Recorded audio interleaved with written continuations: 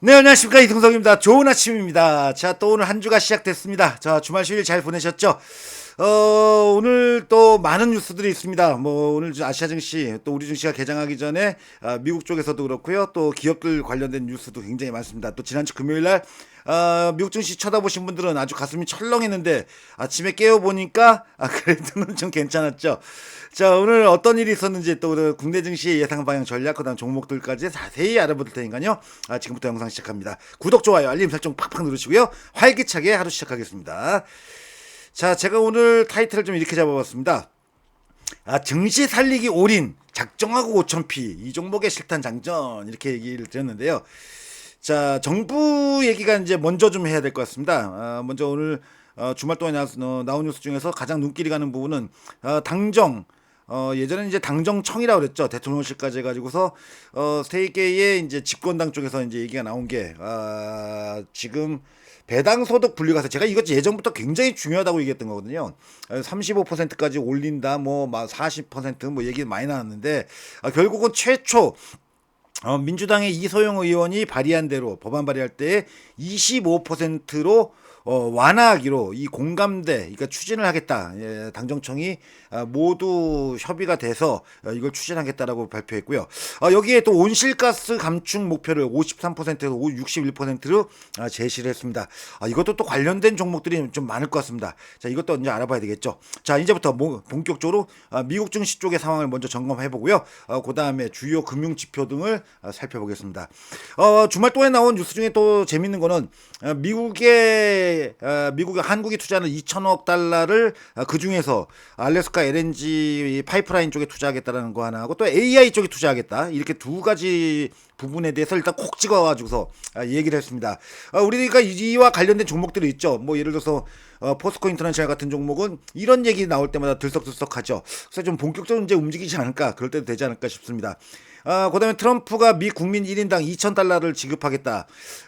이게 이제 현재 진행되고 있는 미국 대부분에서의 관세와 관련된 재판에 여론전을 시작했다 이렇게 볼 수 있겠는데요.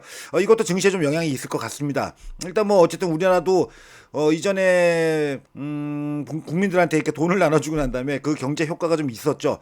미국도 이런 부분에서 있어가지고서 좀 기대감이 좀 형성될 수 있는 요인이 아닐까 이렇게 보여지고요.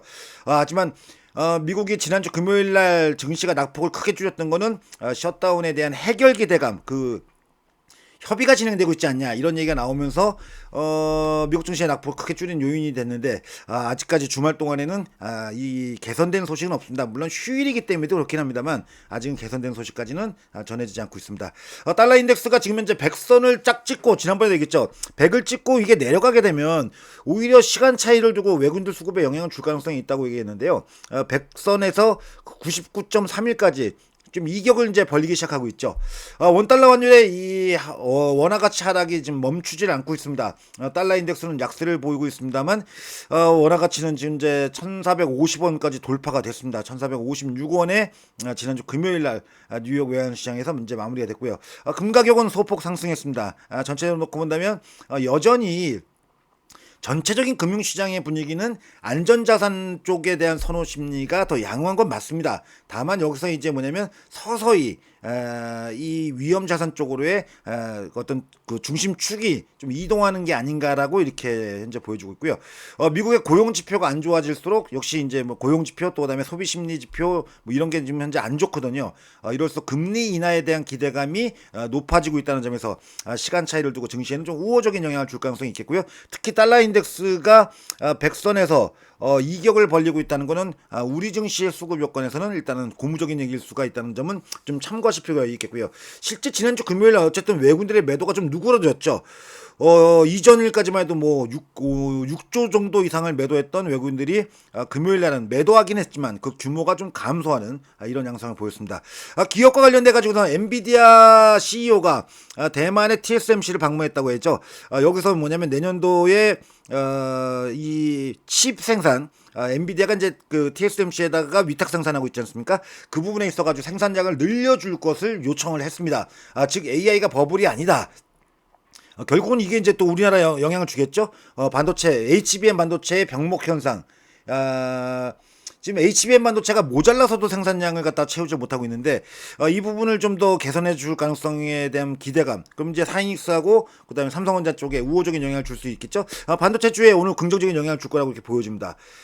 그다음에 당정협의 아까도 했다시피 당정협의를 통해 가지고서 배당소득세 분리과세를 25% 상한대에서 공감을 하고 있고 그다음에 온실가스 감축에 대한 얘기. 제가 요건 좀 수정을 오늘 안 했네요. 죄송합니다. 그다음에 오늘 실적 발표하는 기업들은 HMM, 두산, 하이브, LG생활건강, 유진테크. 특히 그동안 주가가 강세를 보였던 이 반도체 장비주들이 본격적인 실적 발표를 오늘부터 시작을 합니다. 오늘 유진테크, AP 시스템즈 등 주요 반도체 종목군들의 실적 발표를 예고하고 있는데 그래서 실적이 이 정도 주가 수준에 맞게 과연 발표될지 그건 좀 미지수인 것 같고요.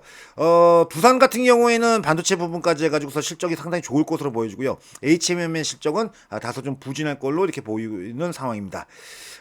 지난주 금요일날 미국 증시의 반등 여파를 해서 야간 선물 지수는 하락하긴 했지만 낙폭을 크게 축소해서 0.3% 정도 하락세로 마감이 됐습니다. 외국인들은 이날은 좀 중립적으로 움직이면서 97계약 약간의 매도 우위 정도만 보이면서 수급 쪽으로 놓고 본다면 외국인들이 그래도 비교적 좀 어쨌든 온건한 태도가 유지가 되고 있고요. 그 다음에 이걸 감안해서 본다면 오늘 아까 얘기했던 배당소득 분리과세 문제 그 상한세율 이 문제 등을 감안한다면 종합주가지수는 개장 초에 강보합권 정도 이상에서는 시작될 것으로 이렇게 전망을 하고 있습니다. 자세한 내용을 좀 들여다볼게요. 다우존스 지수는 0.16% 상승했고요. S&P 500 지수는 0.13% 상승. 나스닥은 장중한 때 2%가 넘는 급락세를 보이다가 0.2%대 소폭 하락으로 마감이 됐습니다. 그 외 유럽 증시도 대체적으로 다 부진했죠. 독일 증시도 낙폭은 줄였지만 0.7% 가까이, 그 다음에 영국 0.5%, 그 다음에 프랑스 0.2% 내외. 전체적인 유로 스톡스 50 전체 유럽 지수를 평균 낸 거죠. 이게 0.8% 하락했으니까 유럽 증시 쪽도 부진했다 이렇게 볼 수 있겠고요. 주요 기술주 쪽 섹터 동향을 좀 본다면요. 지난주 금요일 날은 팔란테어 테크가 오랜만에 좀 반등을 했습니다. 아직은 좀 기술적 반등 수준이긴 합니다만 일단 하락세를 좀 멈췄고요. 그 외에 메타, 알파벳, 혼조, 그 다음에 브로드컴, AMD, 엔비디아 등 주요 이 AI 칩 생산 기업들 주가는 엔비디아만 강보합권 정도에서 마감이 된 게 특징이라면 특징이겠습니다. 모처럼 이제 뭐냐면 이 가상자산 쪽하고 스테이블 코인 쪽 종목군들이 강세를 보인 게 특징이었고요. 그 외에도 이 히토류 관련된 그 다음에 2차 전지 소재 쪽의 종목군인 MP 머티리얼즈하고 알보말 주가가 시장 대비해서 좋았습니다. MP 머티리얼즈는 12% 이상의 급등세를 보였고요. 그 다음에 알보말 같은 경우에도 6.5% 가량의 시장 대비해서 상당히 좋은 움직임. 개장 초부터 계속 강세가 유지가 됐습니다. 그 외에 태양광 관련주가 퍼스트 솔라, 솔라에치 등의 종목들이 움직이면서 이들 종목들도 지난주 조정권 대비해서는 상당히 양호한 주가 움직임을 보이는 게 특징입니다. 우리도 오늘 이제 온실가스 감축에 대한 얘기가 정부에서 나왔죠. 이 태양광 관련주들 쪽은 태양광 관련주, 그다음에 풍력주 등 재생에너지 쪽은 수혜주로 분류할 수 있으니까요. 이 부분은 좀 참고하셔야 될 것 같습니다. 그 외에 부진한 쪽은 여전히 이제 원자력 쪽이 미국 증시에서는 이제 부진한 섹터로 이제 분류가 된다고 보시면 될 것 같습니다. 일단 우리 증시의 기술적 동향을 좀 보자면요. 지난주 금요일 쪽에서 증시가 4거래일 연속적으로 약세를 보였지만 뭐 중간에 한번 반등은 있었죠. 목요일날 약간의 반등은 있었습니다만 이탈 그러니까 약세를 보이더라도 기술적으로 본다면 지금 현재 20일 이동평균선을 잘 지키고 있습니다. 고점 대비해서 약 한 7% 정도의 조정을 보이고 있는데 이전에도 얘기했다시피 약 평상시에 5 내지 7%의 조정 가능성은 있다 이렇게 말씀을 드렸다면 요 7% 쪽 이 하단부 쪽에 거의 오고 도달해 있는 상황이기 때문에 금일 같은 경우는 5일선 쪽으로다가 회복 시도를 기술적으로 다 보이지 않을까 이렇게 기대를 하고 있고요. 경우에 따라서는 오늘 정부 쪽의 정책 발표 등 이슈로 인해 가지고서 좀 더 강한 반등 가능성도 좀 있지 않을까 이렇게 보여줘서 4,000포인트는 일단 오늘 다시 좀 회복을 보일 가능성이 좀 높다고 이렇게 전망합니다. 일단은 그럼 이번 조정 지난주에 있었던 조정이 끝날 것이냐에 놓고 문제를 놓고 본다면은 예, 가능성이 충분히 있다고 봅니다. 특히나 이제 외국인들의 이전보다도 좀 완화된 스탠스, 그다음에 달러 인덱스가 100에서 지금 내려앉고 있는 상황, 이런 점을 종합해서 본다면은 이번 주에는 전체적으로 놓고 볼 때는 지난주에 급격한 조정, 이게 워낙 이제 빠르게 올라오다 보니까 제가 이전부터 계속 얘기했다시피 이렇게 급등하는 시장의 특징은 변동성 확대. 그러니까 조정을 받을 때도 변동성이 커지고 또 올라갈 때도 변동성이 커진다, 이런 말씀을 드렸죠. 이런 면에서 본다면 이번 주에 주 초반에는 좀 강세를 보이면서 변동성 확대 속에서 좀 위로 올라가지 않을까 이렇게 보고 있고요. 여기에 이제 목요일날 옵션 만기가 변수겠습니다만, 원래 옵션 만기나 선물 옵션 만기는 이 증시의 변곡점이 되지는 않습니다. 그러니까 결대로 가는 거죠. 반등 중에 있다면 잠깐 밀려도 다시 올라가는 거고요. 내려갈 때 옵션 만기나 선물 옵션 만기를 맞이하게 되면은 내려가던 거에서 일시적인 반등이 오고 그다음에 다시 하락하는 게 일반적인 현상이다 보니까 이번 주에 주 초반에 좀 반등이 온다면 목요일 날 다소 한번 흔들릴 수는 있다고 보고 있습니다. 하지만 그게 그때부터 다시 변곡점이 생기고 증시가 약세로 전환되는 이런 양상의 전개 가능성은 높지 않다고 이렇게 전망을 하고 있습니다. 주말 동안의 뉴스 등을 고려해서 본다면은 오늘 반도체 주 쪽의 주가 움직임은 상대적으로 양호할 거라고 보여집니다. 다만 기술적으로 놓고 본다면 삼성전자는 현재 20일 이동평균선이 깨져 있는 상태죠. 화면에 보시게 되면은 삼성전자 주가 차트인데 21선이 깨져 있을 때는 시세가 좀 반등에는 좀 시간이 좀 걸립니다. 반면에 SK하이닉스는 상당히 견고하죠. 21성하고의 그 아직도 가격 이격이 있는 상태다 보니까 글쎄요, 반도체를 만약에 사야겠다고 생각한다면 제 판단에서는 삼성전자보다 지금은 기술적인 움직임에서 하이닉스 쪽이 더 유리하다고 볼 수 있겠고요. 이거를 이제 지난주에도 제가 잠깐 언급드렸다시피 종목을 좀 구분할 필요가 있는 게 LG에너지 솔루션도 현재 20일 이동평균선을 잘 지키고 있죠. 반등이 이게 더 쉬워요. 지금 21선이 깨져 있는 종목들은 깨져 있는 상태에서 이격과 다인 상태. 대표적으로 두산 에너빌리티죠. 이런 종목은 20일 이동평균선까지는 좀 반등이 오지만 거기서 이제 막힐 가능성이 높고요. LG 에너지 솔루션, 그다음에 2차전지 쪽인 삼성 SDI 같은 종목 같은 경우에는 지금 20일 이동평균선 위에서 지금 움직이고 있죠. 기술적 움직임 본다면 2차전지에서는 지금 삼성 SDI가 가장 강한 쪽으로 이렇게 보시면 됩니다.